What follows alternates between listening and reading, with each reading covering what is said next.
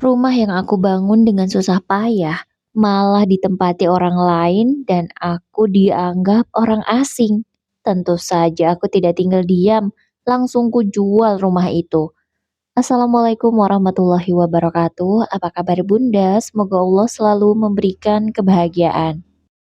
Koper besar berwarna biru itu bergesekan kasar dengan lantai teras rumah. Suara roda berdecit memecah keheningan sore di sebuah perumahan kelas menengah. Maya berdiri mematung, menatap bangunan minimalis berlantai dua di hadapannya. Cat dindingnya yang dulu berwarna krem, kini tampak kusam. Beberapa bagian mengelupas, namun struktur bangunannya masih kokoh. Rumah inilah yang menjadi alasan mengapa ia rela menghabiskan 5 tahun hidupnya di negeri orang. Berjuang melawan dinginnya salju, rindu yang menyayat, dan juga kerasnya beban kerja sebagai buruh pabrik serta pengasuh lansia. Akhirnya aku bisa pulang, gumam Maya lirih. Air mata haru sempat menggenang di pelupuk matanya. Ia mengetuk pintu beberapa kali karena ia tahu adiknya tinggal di sini. Tapi ketika Maya hendak mengetuk pintu itu lagi, pintu utama tiba-tiba terbuka dari dalam. Seorang wanita parubaya dengan daster lontur dan rambut diikat sembarangan muncul. Ia menatap Maya dengan kening berkerut tajam, seolah sedang melihat pengemis yang hendak meminta sumbangan. Cari siapa ya? Kalau mau sumbangan lewat belakang saja, ucap wanita itu ketus. Langsung berniat menutup pintu. Biarti, ini aku, Maya. Masa Bibi lupa sih? Cegah Maya cepat, menahan daun pintu dengan telapak tangannya. Wanita itu Biarti, asisten rumah tangga tetangga sebelah yang dulu sering dimintai tolong, terbelalak. Ia mengamati wajah Maya dari ujung kepala sampai kaki. Astaga, Mbak Maya. Ya ampun, pangling banget. Kirain siapa? Silakan masuk, kata Biarti, mimik mukanya langsung berubah. Maya memang terlihat lebih cantik dari sebelumnya. Kalau dulu, ia hanya fokus memikirkan keluarga sehingga tak sempat mengurus diri. Tapi sekarang, ia benar-benar berubah total. Ia semakin cantik dan penampilannya modis. Walaupun pekerjaannya bisa dipandang rendah orang lain. Maya tersenyum lega. Meski agak aneh, ini kan rumahnya. Kok malah dipersilakan masuk oleh orang lain seolah dia adalah tamu? Makasih Bi, Tini mana ya? Katanya mereka udah pindah ke sini sejak mereka menikah 2 tahun yang lalu. Tanya Maya. Biarti mendadak salah tingkah. Ia meremas daster lusuhnya, menghindari tatapan mata Maya. Oh, itu Mbak Tini ada di dalam, Mbak. Sama suami dan anaknya. Mertuanya juga lagi berkunjung. Jawab Biarti gelagapan. Maya mengangguk. Tidak terlalu memikirkan nada bicara Biarti yang terdengar canggung. Ia melangkah masuk, berharap bisa segera merebahkan tubuhnya yang sangat penat setelah perjalanan belasan jam. Namun, baru saja ia melangkah ke ruang tamu, pemandangan di hadapannya membuat napasnya seketika tertahan.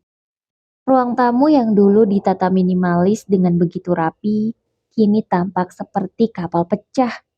Mainan anak-anak berserakan di lantai.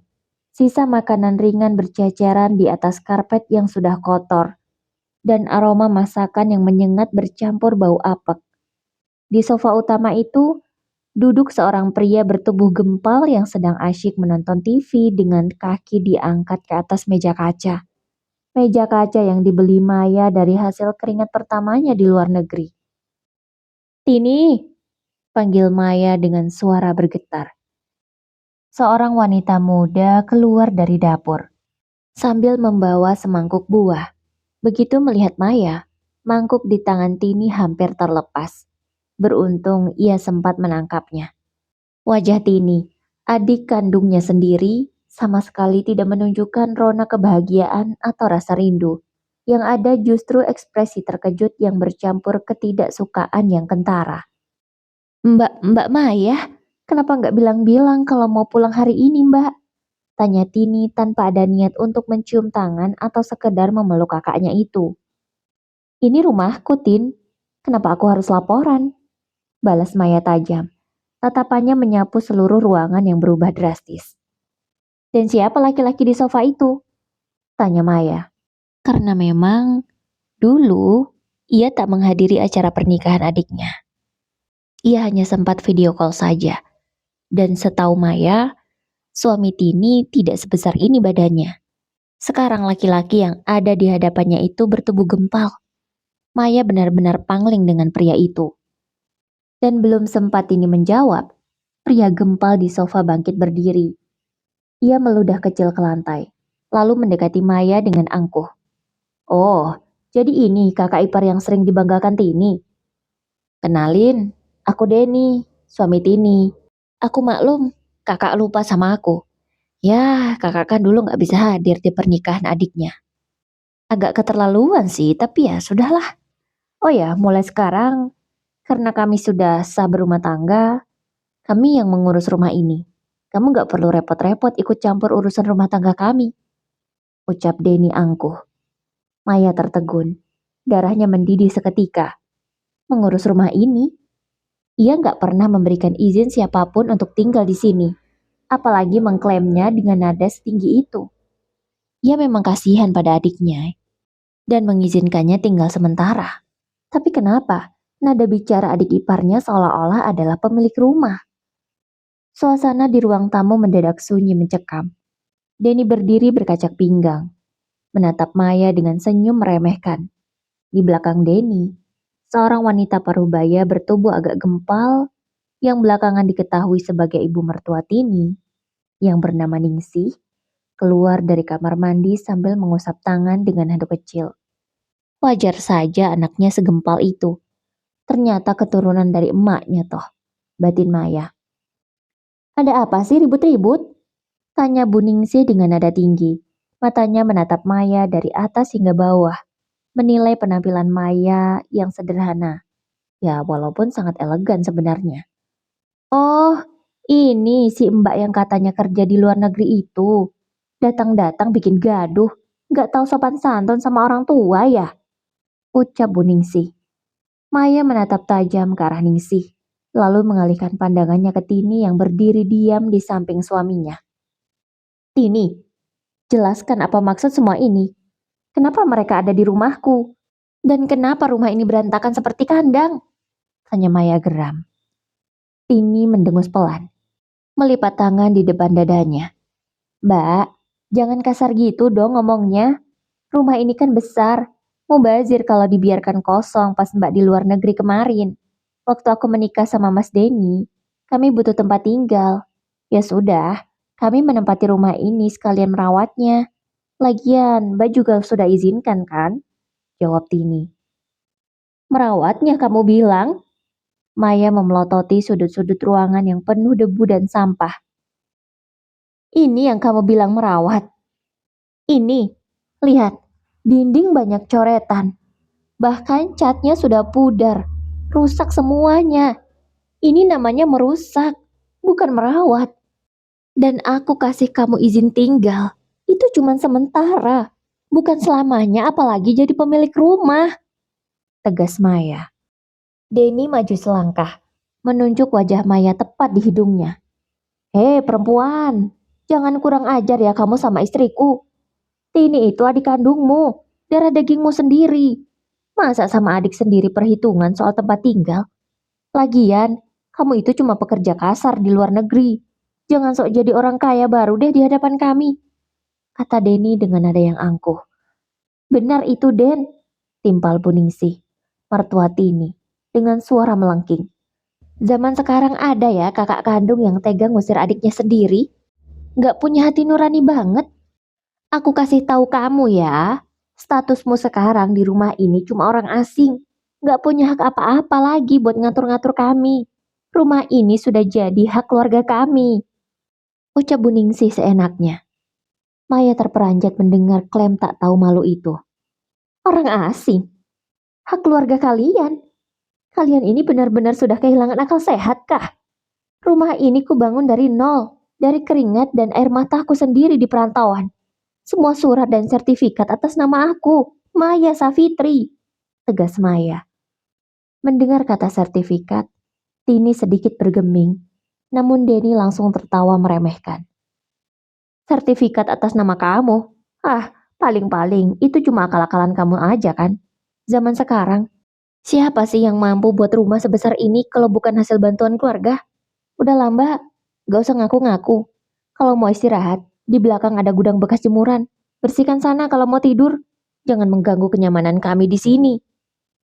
Ucap Denny, lagi-lagi merendahkan Maya. Maya merasakan dadanya sesak. Kemarahan yang luar biasa membakar setiap saraf di tubuhnya.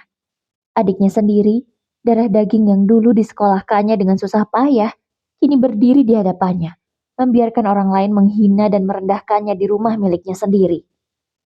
Maya menepis tangan Denny yang masih menunjuk-nunjuk wajahnya. Tanpa berkata sepatah kata pun, ia melangkah pasti melewati mereka menuju lantai 2. Langkah kakinya terasa berat, namun tekadnya bulat. Ia harus melihat sendiri seberapa jauh kerusakan yang telah diperbuat oleh orang-orang tidak tahu diri ini. Mau kemana kamu, ha? Teriak Buningsih dari lantai bawah. Jangan sembarangan masuk ke kamar-kamar di atas. Itu sudah ditempati cucu-cucuku. Teriaknya lagi. Tapi Maya tidak memperdulikan teriakan itu. Ia terus menaiki tangga satu persatu. Setibanya di lantai atas, ia langsung menuju pintu kamar paling ujung, kamar pribadinya. Kamar yang selama ini ia kunci rapat. Selama ia berada di luar negeri, dan kunci itu ia titipkan kepada sang adik. Tempat ia menyimpan seluruh memori perjuangannya. Buku-buku catatan, foto-foto mendiang kedua orang tuanya, serta barang-barang kenangan berharga lainnya. Ia memutar kenop pintu, tapi pintu itu terkunci. Tini, ambilkan kunci kamar ini, panggil Maya dengan suara menggelegar dari lantai atas. Tini dan Denny menyusul naik dengan tergesa-gesa. Disusul Buningsih di belakang.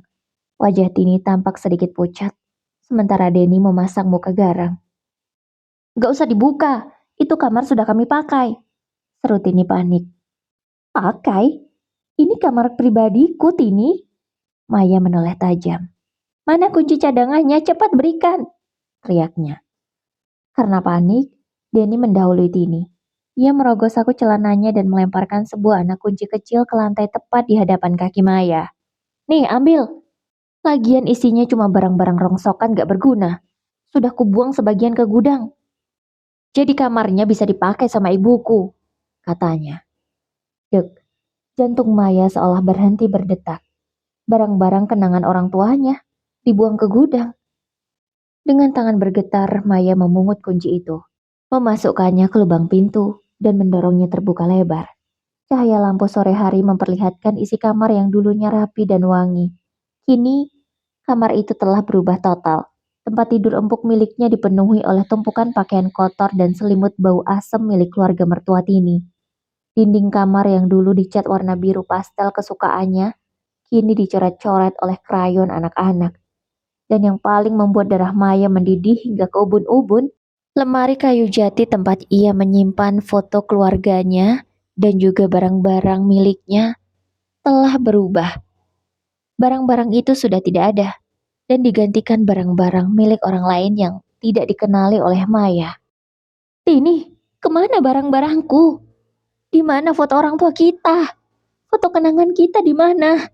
Teriak Maya, berusaha mencari di dalam lemari, namun tak ada. Kan sudah kubilang, sudah kubuang ke gudang, jawab Denny, masih dengan nada angkuh sambil melipat tangannya di dada. Maya terdiam sejenak. Kalian benar-benar udah keterlaluan. Ucap Maya pelan, namun penuh penekanan. Suaranya tercekat oleh kemurkaan yang sudah mencapai puncaknya. Buningsih yang ikut mendesak masuk ke dalam kamar, mendengus sinis. Alah, cuma barang-barang jelek itu aja diributin. Makanya kalau jadi orang jangan pelit.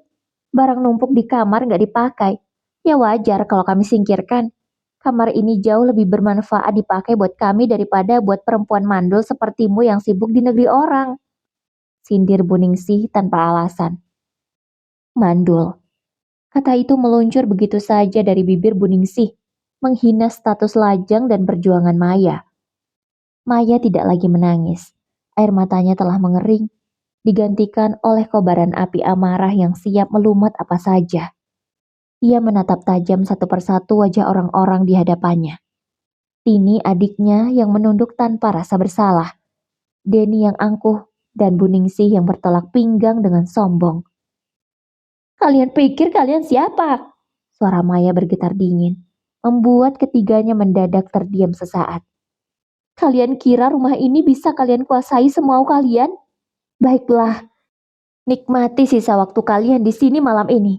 Karena besok pagi, kalian akan tahu akibatnya berurusan denganku. Kata Maya tegas.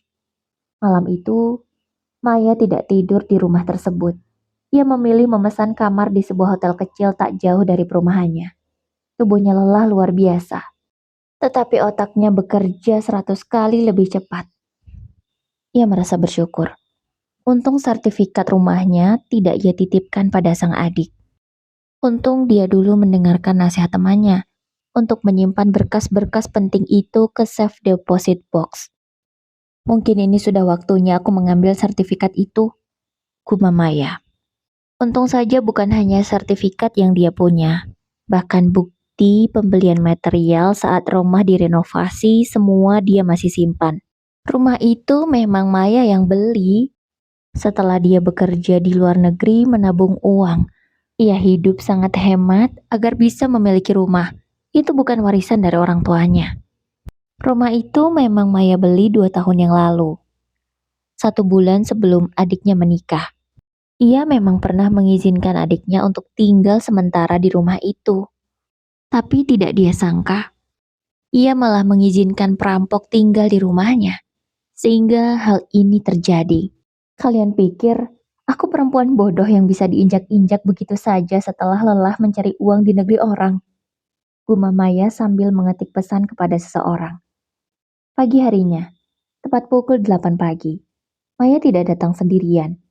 Ia mendatangi kantor hukum terkemuka di kota itu dan menyewa seorang pengacara paruh baya yang terkenal tajam dan profesional bernama Pak Hamdan SHMH, beserta 2 orang asistennya. Tidak hanya itu, Maya juga meminta bantuan aparat kepolisian sektor setempat serta petugas kelurahan untuk mendampingi proses pengosongan rumah. Ya, dia tidak akan diam begitu saja, dan dia tidak ingin hal ini terus berlarut-larut. Ia awalnya ingin baik pada adiknya, tapi melihat adiknya tak pernah membelanya sedikit pun di hadapan suami dan keluarganya, keputusannya sudah bulat. Tak ada kata damai untuk hal ini. Ia harus bertindak tegas. Kembali ke rumah berlantai 2 itu. Suasana pagi yang tadinya tenang mendadak riuh ketika sebuah mobil hitam berlogo firma hukum dan 2 motor patroli polisi berhenti tepat di depan gerbang. Maya melangkah turun dari mobil, didampingi oleh Pak Hamdan yang mengenakan jas rapi dan membawa tas dokumen tebal. Pintu rumah langsung terbuka. Tini dan Denny keluar dengan wajah bingung bercampur panik melihat kehadiran polisi. Ada apa ini? Kenapa ada polisi pagi-pagi? Bentak Denny, meski suaranya sedikit bergetar. Pak Hamdan maju dengan tenang namun berwibawa. Ia membuka sebuah map biru berisi dokumen resmi negara. Selamat pagi, saya advokat Hamdan, kuasa hukum dari Ibu Maya Savitri. Pemilik sah atas tanah dan bangunan di alamat ini berdasarkan sertifikat hak milik nomor 4589 atas nama Maya Savitri. Ucap Pak Hamdan tegas. Buningsih yang ikut keluar menyusul langsung mencak-mencak. Jangan percaya, itu sertifikat palsu. Rumah ini milik anak saya dan menantu saya, ucapnya. Ibu hati-hati dengan ucapan ibu, sahut Pak Hamdan tegas. Menuduh pemalsuan dokumen negara adalah tindak pidana serius. Dan berdasarkan hukum, kalian tidak berhak tinggal di rumah ini, tidak punya hak apapun atas rumah ini. Baik sertifikat, surat sewa, maupun izin tertulis dari pemilik sah. Kami memberikan waktu tepat 1 jam bagi seluruh penghuni untuk mengemasi barang-barang kalian dan meninggalkan tempat ini secara baik-baik. Tegasnya. Pergi? Kamu gila ya? Denny berteriak murka. Mencoba mendekati Pak Hamdan namun segera dicegah oleh 2 petugas kepolisian yang memegang tongkat di pinggang mereka. Ini rumah istri saya. Kakaknya sendiri yang kasih izin, katanya. Denny berpikir izin dari kakak iparnya itu sudah menjadi bukti yang kuat. Maya melangkah maju dari balik punggung Pak Hamdan. Wajahnya dingin tanpa ekspresi. Aku memang kasih izin, tapi untuk tinggal sementara. Bukan memberikan rumah ini pada kalian. Kutegaskan sekali lagi. Waktu kalian tinggal 55 menit. Jika dalam waktu 1 jam kalian masih ada di dalam rumahku, polisi akan menyeret kalian keluar atas tuduhan penyerobotan tanah dan perusakan properti pribadi. Tegas Maya tak takut sedikit pun. Tini yang dari tadi diam akhirnya histeris. Ia berlari mendekati Maya, mencoba memegang tangan kakaknya. Mbak, Mbak Maya, Mbak tega banget sama aku. Aku ini adikmu. Aku udah punya anak, anakku masih kecil. Mau taruh di mana muka kami kalau diusir kayak gini di depan tetangga? Tangis Tini. Maya menarik tangannya dengan kasar, menatap Tini tanpa secercah pun rasa iba. Waktu kamu dan keluargamu menginjak-injak harga diriku, membuang barang-barang mendiang orang tua kita, dan mengusirku ke gudang, apakah kamu ingat aku ini kakakmu? Sekarang, nikmati akibat dari keserakahan kalian sendiri, kata Maya tegas. Awasi mereka, Pak. Segera bereskan barang-barangnya, ucap Maya. Tini, Buningsih, dan juga Denny tak bisa berbuat apa-apa. Hanya dalam waktu 1 jam, di bawah pengawalan ketat pihak kepolisian dan sorotan mata para tetangga yang berkerumun di luar pagar, keluarga Tini dan Denny akhirnya diangkat keluar bersama koper dan barang-barang mereka. Ningsih berteriak-teriak histeris, mencaci maki Maya dengan kata-kata kotor. Sementara Denny hanya bisa menelan ludah ketakutan melihat ketegasan aparat hukum. Gembok besar langsung dipasang di pagar utama rumah tersebut. Maya menang telak tanpa perlawanan berarti secara hukum, karena memang tidak ada satupun bukti kepemilikan di tangan Denny maupun Tini. Namun drama rupanya belum usai. Sore harinya, sebuah video pendek beredar luas di berbagai grup WA warga perumahan dan platform TikTok. Dalam video tersebut, Tini tampak duduk di pinggir jalan di samping tumpukan koper mereka, menangis histeris sambil memeluk anaknya. Tolong, selamatkan kami.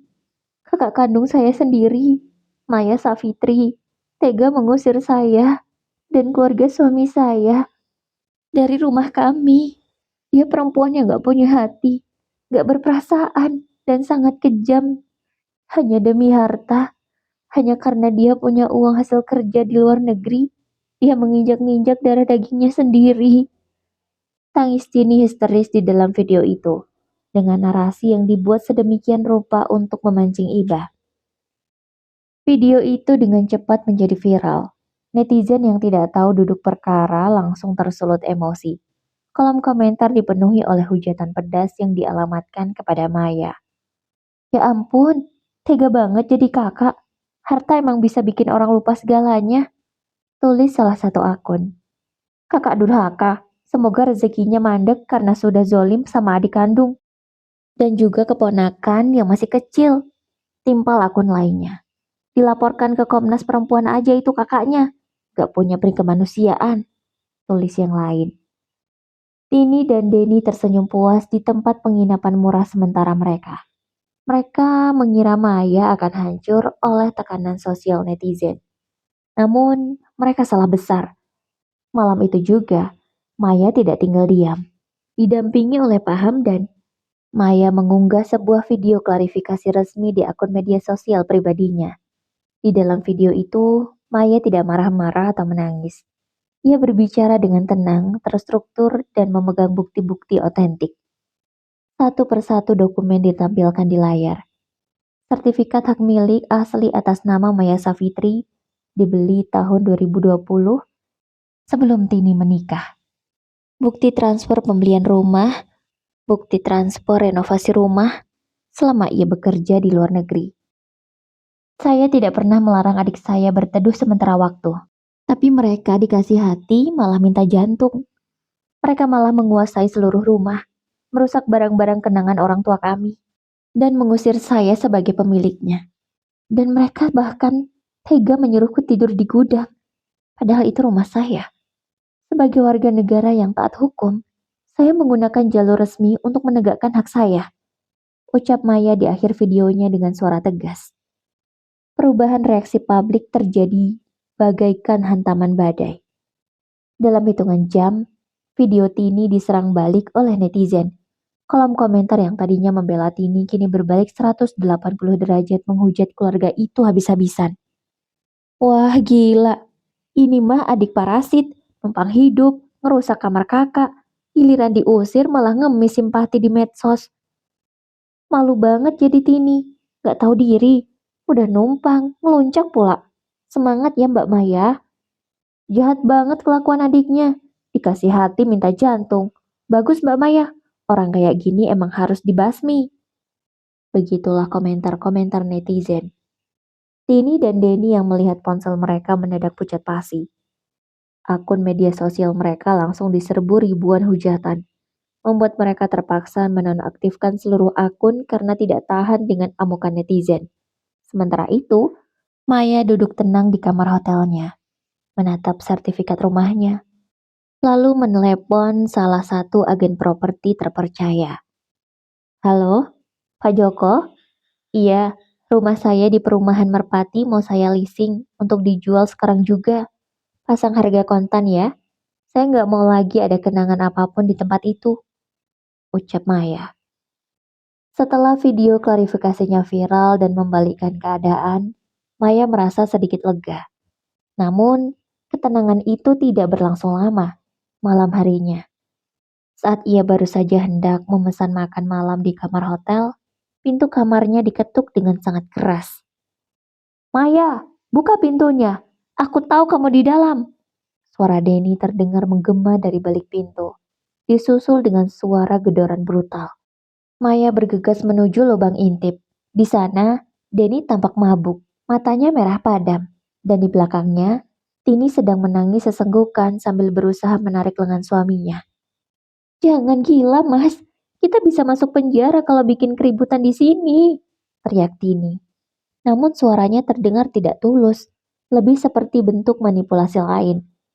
Maya tidak membuka pintu. Ia segera menelepon pihak keamanan hotel dan Pak Hamdan. Denny, kalau kamu tidak pergi dalam 1 menit, polisi akan menangkapmu atas dasar ancaman dan gangguan keamanan. Teriak Maya dari balik pintu yang terkunci rapat. Aku nggak peduli. Kamu sudah hancurkan hidup kami. Video kamu itu bikin kami dipecat dari kerjaan. Orang-orang memaki kami di jalan. Kamu itu iblis, Maya. Balikin rumah itu atau aku akan pastikan kamu nggak bisa tenang di kota ini. Ancam Denny semakin menjadi-jadi. Maya merekam semua percakapan itu melalui ponselnya sebagai bukti tambahan. Ia tahu, Denny adalah tipe orang yang akan melakukan apa saja saat merasa terpojok. Ia tidak menyesal telah menjual rumah itu. Rumah itu telah menjadi sumber petaka. Namun ia menyadari bahwa adiknya dan suaminya adalah benalu yang tidak akan berhenti sebelum mereka mendapatkan apa yang mereka mau. Atau sebelum mereka benar-benar dihancurkan. Tak lama kemudian petugas keamanan hotel datang dan menyeret Denny juga Tini keluar dari hotel karena sudah mengganggu kenyamanan pengunjung lain juga. Keesokan paginya, Pak Hamdan datang ke hotel dengan membawa dokumen surat perjanjian jual beli rumah yang sudah disiapkan. Mbak Maya, sudah ada pembeli yang berminat, harganya cocok, sedikit di bawah pasaran, tapi mereka siap membayar kontan minggu ini juga karena tertarik dengan lokasi rumah yang strategis, ujar Pak Hamdan. Maya mengangguk mantap. Segera proses, Pak. Saya ingin rumah itu pindah tangan secepat mungkin sebelum Tini dan suaminya melakukan tindakan yang lebih gila lagi, kata Maya. Mungkin sudah rezekinya. Rumah itu cepat laku. Karena memang letaknya sangat strategis. Ditambah lagi, setelah rumah itu kosong kemarin, Maya langsung menyuruh orang untuk mengecat kembali rumah itu agar tampilannya lebih segar dan bersih. Tapi ingat Mbak, karena rumah itu pernah ditempati tanpa izin oleh pihak keluarga adik Mbak, proses pengosongan barang-barang mereka yang tertinggal di gudang dan garasi harus dilakukan secara hukum agar tidak ada tuntutan di kemudian hari. Saran Pak Hamdan.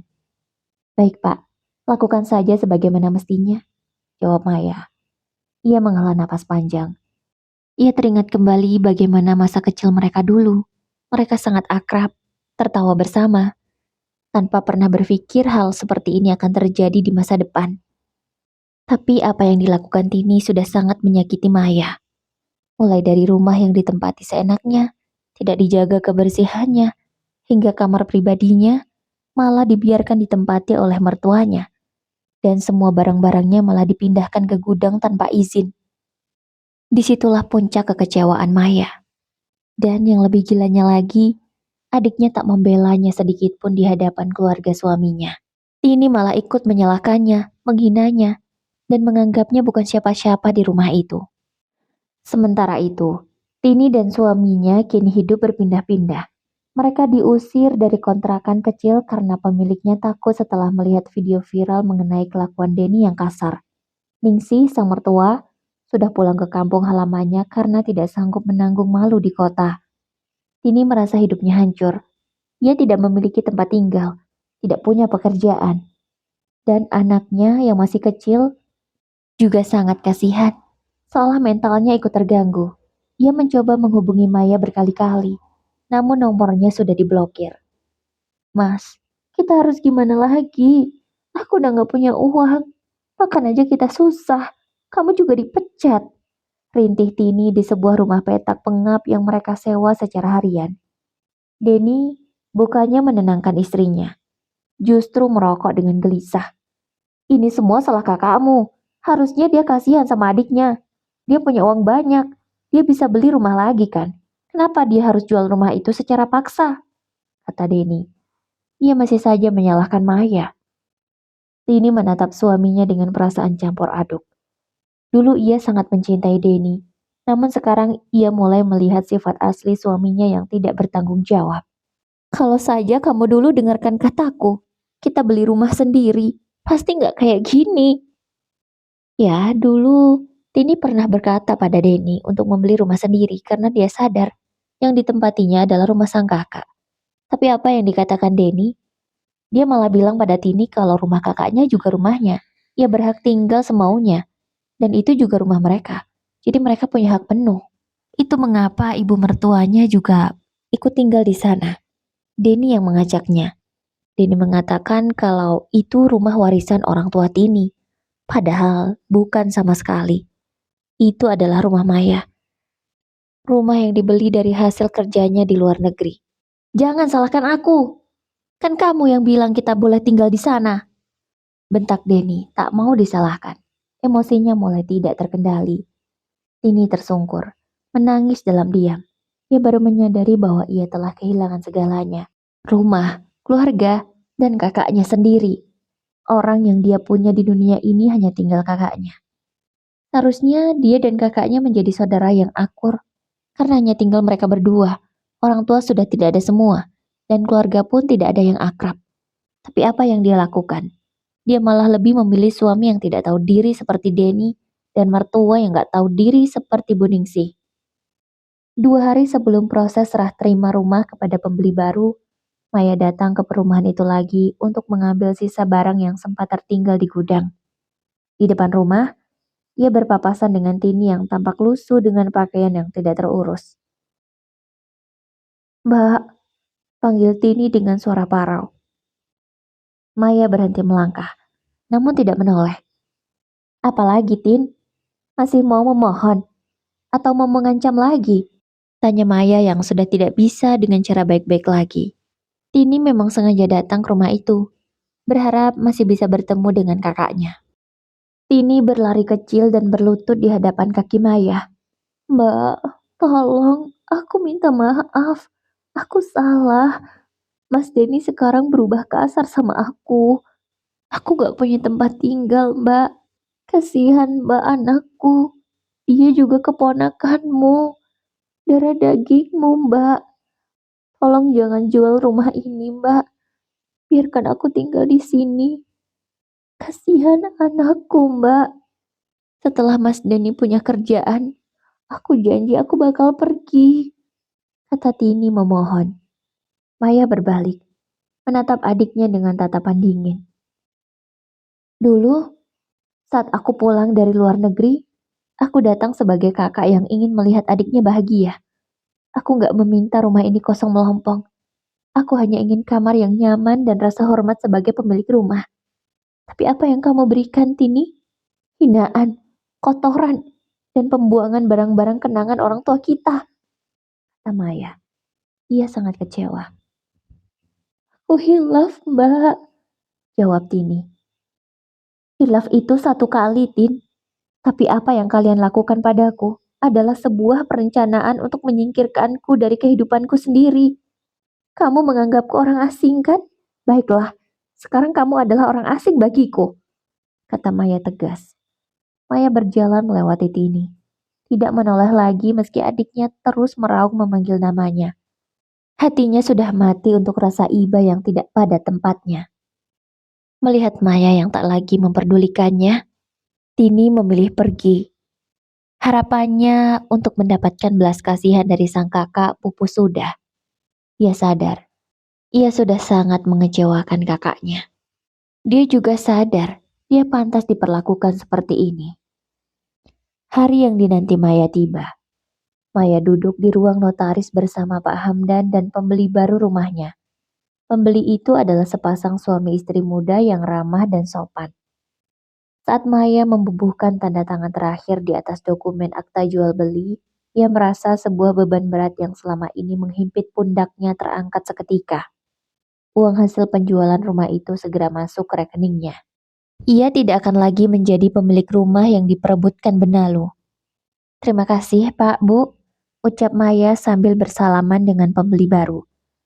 Rumah itu dirawat dengan baik oleh saya. Saya harap kalian bahagia di sana, kata Maya mendoakan dengan tulus. Saat ia keluar dari kantor notaris, ia melihat Denny berdiri di kejauhan, menatapnya dengan pandangan penuh kebencian. Sepertinya Denny sudah mengikuti Maya sejak tadi, namun ia tak punya daya untuk mencegah Maya. Tapi Maya tidak takut. Ia sudah membayar pengamanan tambahan dan ia telah memutuskan untuk pindah ke kota lain yang jauh dari jangkauan mereka. Maya memilih pergi menjauh. Maya naik ke mobil yang sudah ia sewa dan meninggalkan kota itu tanpa menoleh ke belakang. Ia tahu bab tentang rumah impian di kota ini sudah ditutup dengan tinta hitam. Namun ia siap untuk menulis bab baru di lembar yang bersih. Jauh dari orang-orang yang tidak tahu diri yang pernah mencoba menghancurkan hidupnya. Sejak kepergian Maya, kehidupan Denny dan Tini semakin sulit. Denny hanya bekerja serabutan, dan sebagian besar uangnya habis untuk membeli rokok dan minuman. Sementara diberikan ke Tini hanya cukup untuk makan seadanya. Mas, jangan gini terus dong, Mas. Uang kontrakan udah harus dibayar, kita belum ada uang, kata Tini. Hampir setiap hari mereka selalu bertengkar. Berisik banget sih kamu. Gini aja, kalau kamu mau hidup enak, turuti perkataanku, kata Denny. Ia masih berusaha mempengaruhi Tini dengan hal-hal yang buruk. Mas, aku gak punya hak atas rumah itu. Aku mau nuntut apa? Orang tuaku gak meninggalkan apa-apa buat kami. Selama ini kamu tahu, aku sekolah yang biayai ya Mbak Maya. Bahkan dia gak minta mas balasan dariku. Tapi aku dengan jahatnya malah menghancurkan hidupnya. Mau mengambil rumahnya, hingga akhirnya dia murka. Dia tidak membicarakanku saja, itu sudah sangat baik, ucap Tini pada suaminya. Tapi Denny, dengan segala keangkuhan dan keegoisannya tidak mau tahu. Kamu ini gimana sih? Kamu bodoh ya? Kamu masih bisa menuntut? Ya buat saja seolah-olah rumah itu adalah warisan keluargamu. Jadi kamu punya hak di sana. Seenggaknya kita punya bagian untuk beli rumah sendiri. Walaupun kecil, jadi kita nggak ngontrak terus, kata Denny. Atas desakan Denny, akhirnya Tini melakukan hal yang seharusnya tidak dia lakukan. Dengan uang pinjaman, dia menyewa seorang pengacara. Berharap rencananya akan berhasil. Ia memberikan somasi ke Maya, menuntut hasil penjualan rumah itu dibagi. Karena ia merasa punya hak, karena rumah itu adalah warisan orang tua.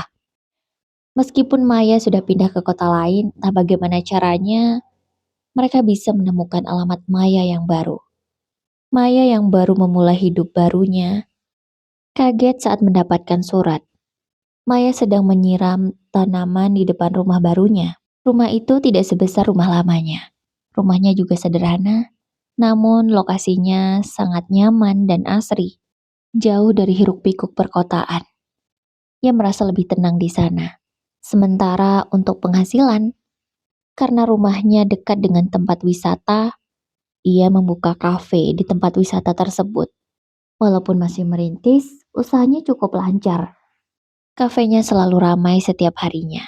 Ia juga sudah punya 3 orang karyawan untuk membantunya menjalankan kafe tersebut. Saat ia masih sibuk, ia menerima surat itu. Apa ini? Batinnya tak mengerti surat apa yang dikirimkan untuknya. Ia membaca surat itu. Ia tersenyum. Tersenyum penuh kecewa. Lagi-lagi, Tini, adik kandungnya. Adik yang lahir dari rahim yang sama seperti dirinya, malah mengirimkan surat somasi untuknya. Tini menuntut hak atas penjualan rumah itu. Tini, apa kamu lupa? Rumah orang tua kita udah dijual untuk bayar hutang. Bahkan masih sisa hutangnya. Dan aku yang lunasi hutang-hutang itu. Sekarang, kamu malah minta bagian dari penjualan rumah yang aku hasilkan dari kerja kerasku. Tini, kamu tega banget sih. Ucap Maya sangat kecewa. Ia menyerahkan urusan ini kepada kuasa hukumnya. Tentu saja bukti yang dimiliki Maya sangat kuat. Tini tentu saja kalah. Maya fokus pada usahanya dan hidup barunya di kota yang baru. Sore itu, seperti biasa, Maya sedang membantu karyawannya untuk melayani para pelanggan yang datang. Tidak sengaja Maya bertemu teman lamanya, Arka. Arka berprofesi sebagai arsitek handal sekarang. Mai, ini kafe kamu? Tanya Arka. Iya, kebetulan ini kafeku, jawab Maya merendah. Wah, kamu hebat, Mai. Aku gak nyangka. Aku udah lama loh ngikutin kamu di sosial media. Ya, sudah cukup banyak juga lah aku tahu cerita kamu. Ucap Arka yang memang selama ini selalu mengikuti cerita Maya di sosial media tanpa pernah berani berkomentar. Kenapa gak komentar atau DM? Tanya Maya. Gak enak, takut dikira ikut campur. Tapi ya syukurlah kita ketemu di sini. Oh iya, kamu udah punya pasangan? Tanya Arka. Khas laki-laki yang kelihatan banget kalau suka sama perempuan. Belum, aku belum pernah nikah. Aku masih gadis, ya walaupun umurku sudah 32. Jawab Maya malu-malu. Di usianya yang tak muda lagi dan ditambah masalah hidup yang begitu berat, ia merasa hidupnya ini sudah terlalu tua. Aduh, kamu gak usah ngomong gitu deh. Aku malah lebih tua daripada kamu. Aku 32 tahun 4 bulan. Lebih tua kan? Kata Arka. Ya memang kenyataannya seperti itu. Kamu bisa aja. Cuman beda 4 bulan pun, kata Maya. Mereka berbincang santai sambil tertawa menikmati cahaya sore yang lembut. Tanpa sadar hubungan mereka bukan hanya sekedar teman lama yang bertemu kembali. Tapi lebih dari itu, Arka akhirnya memberanikan diri untuk mengungkapkan perasaan. Maya yang memang sudah bisa membuka hati, akhirnya menerima cinta Arka. Arka berniat serius dan akan langsung menikahi Maya tanpa harus berpacaran lama-lama. Kamu mau undang adikmu gak? Tanya Arka saat mereka sedang mempersiapkan pernikahan. Itulah yang aku bingung. Aku undang gak ya? Tapi kalau dia mau datang memberi doa selamat atau malah mau mengacaukan pernikahan kita? Karena aku yakin dia pasti masih dendam sama aku. Apalagi kalau dia masih sama suaminya itu. Jawab Maya bingung. Tapi menurutku kamu undang aja lah. Kita siapkan aja pengamanan. Kalau mereka mengacau, kita udah siaga. Kata Arka. Walau bagaimanapun keluarga satu-satunya yang dimiliki Maya hanyalah Tini sekarang. Kamu benar juga. Ya sudahlah, aku coba undang dia. Kalau dia gak mau datang ya sudah, kata Maya. Akhirnya dia mengirimkan surat undangan untuk Tini. Tanpa Maya ketahui, Tini sudah bercerai dari Denny. Dan hutang-hutang Denny, ia yang menanggung. Ya, entah bagaimana caranya malah dia yang ketiban sial. Ia harus bekerja keras menghidupi anaknya seorang diri. Ditambah harus mencicil hutang yang entah kapan lunasnya. Hari itu Tini saat sedang bekerja mengangkuti barang-barang di toko sembako mendapatkan surat undangan itu. Kakakku mau nikah. Akhirnya, kakakku masih ingat sama aku. Semoga dia sudah maafkan aku, ucap Tini yang menangis memeluk surat undangan itu. Jauh-jauh hari Tini sedang meminta izin pada bosnya karena ia ingin menghadiri pernikahan kakaknya yang memang berada di kota lain. Ia sudah menyiapkan uang saku seadanya. Ia juga hanya memberikan kado foto masa kecil mereka. Ia tak punya uang untuk membelikan kado mahal untuk kakaknya. Lagi pula dia yakin Maya sudah punya segalanya. Tapi mungkin foto kenangan masa kecil mereka, Maya sudah tidak menyimpannya lagi. Foto itu pun Tini dapat karena tidak sengaja ikut di barang lamanya. Maafin Tini kak, kata Maya di sepanjang perjalanan. Bersama anak satu-satunya, Tini menghadiri pesta pernikahan kakaknya yang cukup mewah di sebuah hotel. Tini merasa malu. Ia hanya datang dengan pakaian sangat sederhana. Mungkin orang-orang di sana mengira bahwa dia adalah pengemis. Bahkan dia sudah siap jika kakaknya tidak mau melihatnya atau malah menghinanya seperti yang dia lakukan dulu pada Maya. Tapi Tini berpikiran terlalu jauh. Saat Maya melihat kedatangannya, Maya langsung mendekati Tini. Awalnya mereka saling berpandangan, tidak mengucapkan satu patah kata pun. Hingga akhirnya Tini berlutut di hadapan Maya. Maafin aku kak, katanya sambil menangis. Begitu juga dengan anak Tini. Ia yang belum terlalu paham ikut menangis seperti ibunya. Berdirilah Tini, berdirilah, kata Maya mengajak adiknya berdiri lalu memeluknya erat, tanpa rasa jijik atau amarah lagi. Aku udah maafin kamu. Kamu gak usah minta maaf terus ya. Maya dengan bangga memperkenalkan adiknya ke hadapan semua tamu. Ia juga dengan bangga memperkenalkan Tini kepada keluarga suaminya. Maaf ya, Pak, Bu, ini adik saya. Kami udah lama gak bertemu, kata Maya. Kamu Tini ya? Selamat datang ya Tini. Kami sekarang juga keluarga kamu, kata ibu mertua Maya. Sungguh sangat jauh berbeda dengan keluarga suaminya dulu. Bu Ningsih tak pernah sehangat ini pada Tini. Sedangkan ibu mertua Maya sangat baik sekali. Tini merasa malu, tapi dia tidak ingin membuat kakaknya semakin malu di pesta itu. Jadi dia juga selalu tersenyum. Hingga akhirnya pesta selesai. Tini dan Maya menyempatkan diri mengobrol. Sebelum Maya akan dibawa oleh Arka ke sebuah hotel yang sudah disiapkan untuk berbulan madu. Kamu gimana sama Denny? Tanya Maya. Aku udah bisa sama dia, Kak. Aku udah sadar kalau dia bukan laki-laki yang tepat buat aku. Aku memilih menyerah. Aku udah gak sanggup hidup sama dia. Jawab Tini menceritakan apa yang terjadi setelah ia gagal mensomasi Maya waktu itu.